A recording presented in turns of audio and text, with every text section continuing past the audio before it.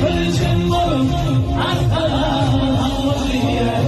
Arkam benim aklımı hep benim şuandiye.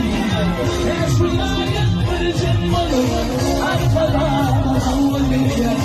Arkam benim aklımı hep benim şuandiye.